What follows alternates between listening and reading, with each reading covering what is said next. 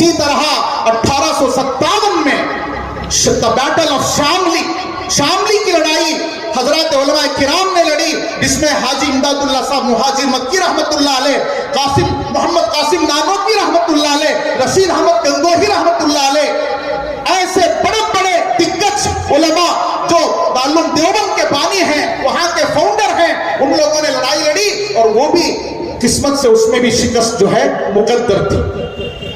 یہ چنگاری اور یہ آگ اور یہ گرمی، یہ حرارت، یہ جوش و ولولہ ٹھنڈا نہیں پڑا، آگے محنت کرتے رہے، لیکن اس کے بعد انگریزوں کا جو ظلم ہوا سارے ہندوستانیوں پر، بالخصوص مسلمانوں پر، انگریز مورخ لکھتا ہے کہ 1857 کے بعد کم سے کم 5 لاکھ مسلمانوں کو پھانسی دی گئی۔ 500,000 مسلمز، 500,000، 5 لاکھ مسلمانوں کو پھانسی دی گئی۔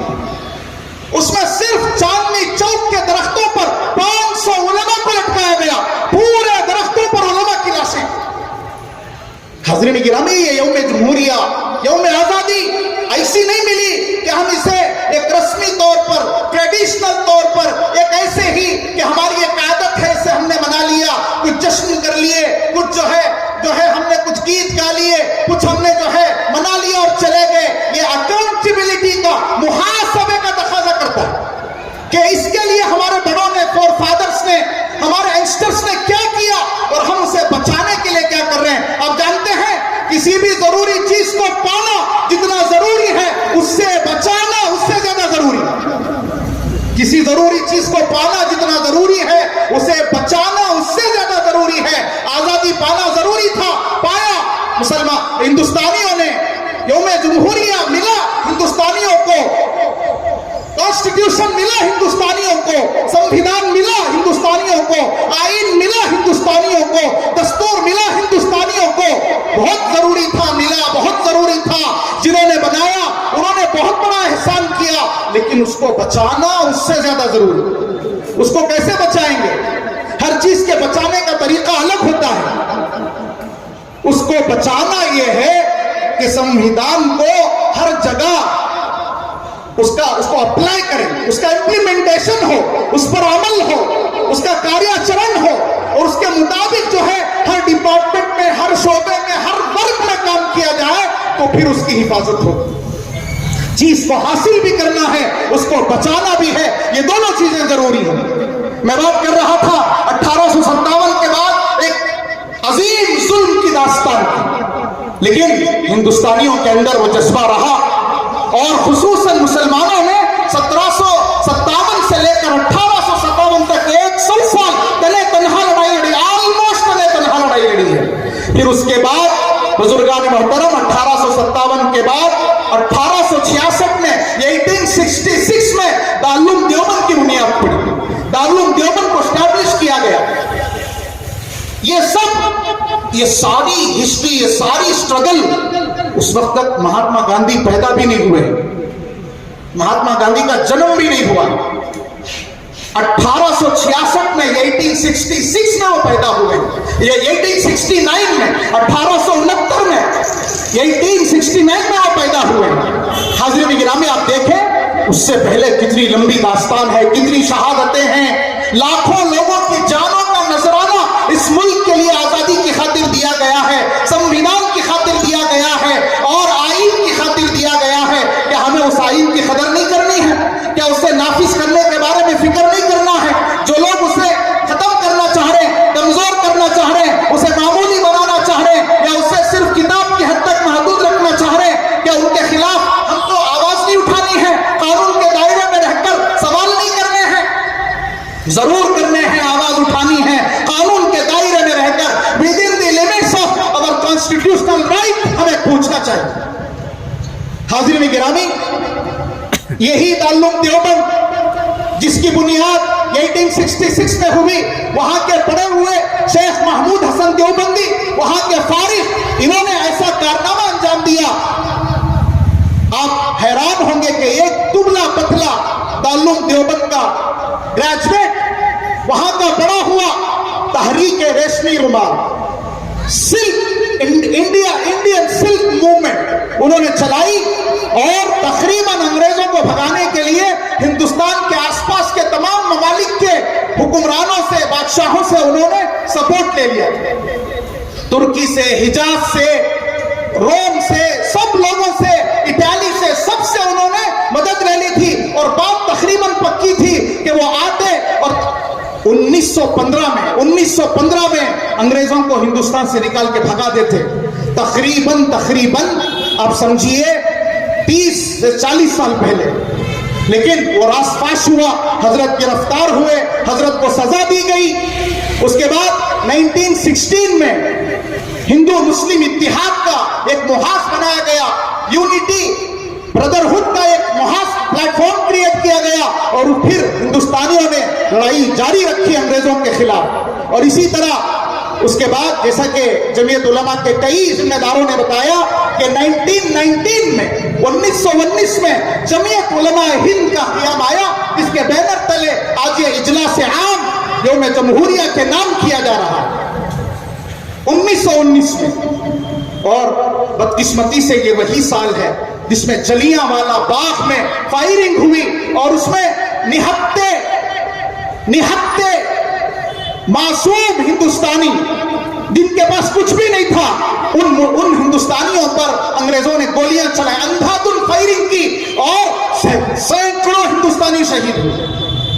लेकिन यहां भी आजादी की जद्दोजहद नहीं रुकी, आगे बढ़ती रही। यही शेखुल हिंद महमूद हसन देवबंदी रहमतुल्लाह अलैह ने 1920 में अंग्रेजों के पास नौकरी करना हराम है, अंग्रेजों का साथ देना हराम है, उनकी किसी भी चीज में उनकी इत्तिबा करना हराम है, तर्क मुआलात का फतवा दिया। और उसके बाद उनके शागिर्द शेखुल इस्लाम हुसैन अहमद मदनी रहमतुल्लाह अलैह ने अंग्रेजों की गवर्नमेंट में जॉब करना हराम है इसका फतवा दिया और अंग्रेजों की नफरत दिलों में डाली कि अंग्रेजों को भगाना है। फिर हाज़रीन गिरामी, इसी तरह ये तहरीक चलती रही।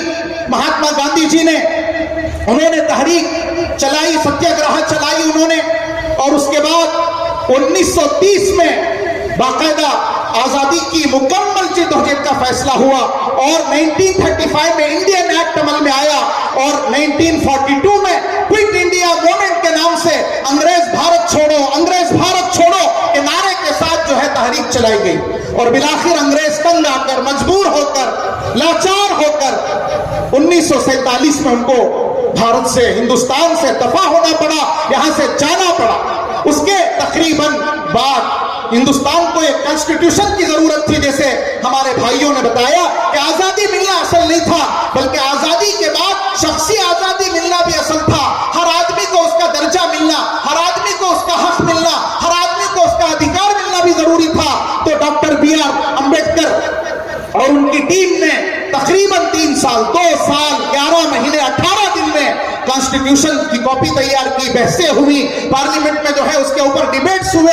फिर ये 1950 26 जनवरी को इसको जो है नाफिज कर दिया गया। लेकिन बुजुर्गान मोहतरम, पूरी तरह आज 70 पर 7वां यौम जमहूरिया है, 77 यौम जमहूरिया है, लेकिन 100% अमल उस पर नहीं हुआ। बल्कि अगर मैं यूं कहूं कि पहले जितना अमल होता था उसमें भी बहुत ज्यादा कमी। हम पूछें किस कोई भी हो, उससे पूछने का हमारा ये हिंदुस्तानी हक है, हमारा ये नेशनल राइट है। हाज़रीन गिरामी, जिस तरह ये 4 बड़े दफात हमारे कॉन्स्टिट्यूशन के हैं, इसी तरह 4 बड़े जो है हमारी हुकूमत के भी 4 बड़े पहिए हैं, हमारे निजाम के भी 4 बड़े पहिए हैं। इलेक्शन है, गवर्निंग सिस्टम है, मीडिया है, जुडिशरी है। इसमें भी अगर आप देखेंगे तो पहले की तरह शफाफियत नहीं है, ना इलेक्शन में पहले की तरह शफाफियत है, ना जुडिशरी में पहले की तरह शफाफियत है, और ना गवर्निंग सिस्टम में पहले की तरह शफाफियत है, और ना ही मीडिया में पहले की तरह शफाफियत है। आप देखते हैं हर तरफ जो है वो जानिबदारी है, हर तरफ जानिबदारी है, और किसी एक की इजारादारी है, किसी एक का जो है उस पर जो है कंट्रोल हो गया है। जुडिशरी में कंट्रोल हो गया किसी एक का, मीडिया पर कंट्रोल हो गया किसी एक का, इलेक्शन सिस्टम पर कंट्रोल हो गया किसी एक का, गवर्निंग बॉडी पर कंट्रोल हो गया किसी एक का। ऐसा चलेगा तो फिर कॉन्स्टिट्यूशन बचाना मुश्किल होगा, हिंदुस्तान के आईन को बचाना मुश्किल होगा, और बहुत देर होने से पहले मुझे और आपको जागना होगा।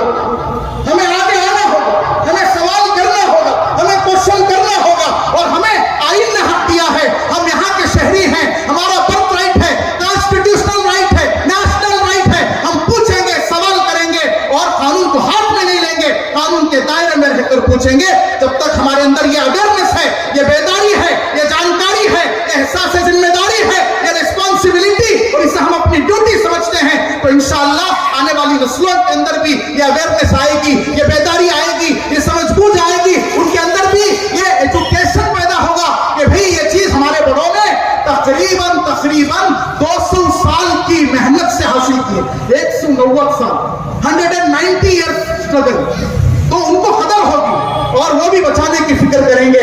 आए हम अहद करें आज के इस इजलास से, जमीयत उलमा के हवाले से, on the behalf of Jamiat Ulama Hind हम ये अहद करें, इकरार करें कि हम अपनी तरफ से कॉन्स्टिट्यूशन को बचाने के लिए, संविधान की रचना के लिए और आइन की हिफाजत के लिए, तहफ्फुज के लिए अपनी हर जिम्मेदारी को अदा करेंगे और इसके खिलाफ होने वाली हर एक्टिविटी के खिलाफ क्वेश्चन करेंगे, सवाल उठाएंगे, कानून के दायरे में रहकर अपना हक इस्तेमाल करेंगे और हम दुआ भी करेंगे और ये पैगाम भी देंगे कि हम सब भाई भाई हैं। मजहब नहीं सिखाता आपस में बैर रखना, सारे जहां से अच्छा हिंदुस्तान हमारा। ये मजहब की कोई भेदभावना नहीं है, जात पात का कोई फर्क नहीं है, हम सब हिंदुस्तानी होने के एतबार से एक है और यहाँ के कॉन्स्टिट्यूशन की हिफाजत हर हिंदू, हर मुस्लिम, हर सिख, हर ईसाई की जिम्मेदारी है। हिंदू मुस्लिम भाई भाई हैं तो उनकी जिम्मेदारी बनती है कि भाई हैं वो घर को बचाने के लिए, घर की हिफाजत के लिए अपना अपना रोल अदा करें। मैं इस जलसे पर मुझे आमंत्रित करने के लिए, मदऊ करने के लिए जिम्मेदारान जमीयत का और जनाब मौलाना वजीर अहमद साहब मिफ्ताही कासमी का शुक्र अदा करते हुए, सदर जलसा का शुक्र अदा करते हुए, तमाम मुआक्कर मज़ाहिब के रहनुमाओं का शुक्र अदा करते हुए और पुलिस डिपार्टमेंट का शुक्र अदा करते हुए मैं अपनी बात को खत्म करता हूँ और अल्लाह से दुआ करता हूँ कि अल्लाह हमारे मुल्क को नजर बद से बचाए और बुरा चाहने वालों के बुरा चाहने से बचाए, लड़ाने वालों के जज्बों से बचाए, नफरत फैलाने वालों की नफरत बाजारी से बचाए और हम सबको शीरो शक्कर बना दे, भाई भाई बना दे और हम सब मिलकर ये नहीं कि किसी इलाके का नाम बदलने की कोशिश करें, बल्कि हमारे मुल्क को आगे बढ़ाने के लिए एजुकेशन में, साइंस में, टेक्नोलॉजी में आगे बढ़ाने के लिए हम अपना किरदार, योगदान, हम अपना जो है त्याग हम जो है पेश करें, न कि सिर्फ नाम बदलने के लिए और आपस में लड़ाने के लिए और अपनी जरादारी कायम करने के लिए हुकूमत करें या सियासत करें। अल्लाह हमारे सियासतदानों को, हुक्मरानों को और हर डिपार्टमेंट में रहने वाले को कॉन्स्टिट्यूशन का सही इस्तेमाल करने की, उसका एहतराम करने की और हम शहरियों को, इंडियन सिटीजन्स को उसका एहतराम करने की अल्लाह तौफीक अता फरमाए। जमीयत के इस इजलास का जो मकसद था अल्लाह उसमें कामयाबी अता फरमाए, अल्लाह उसमें बामकसदियत और बामुरादियत अल्लाह अता फरमाए। आमीन व आखिर दावाना अनिल हम्दुलिल्लाहि रब्बिल आलमीन।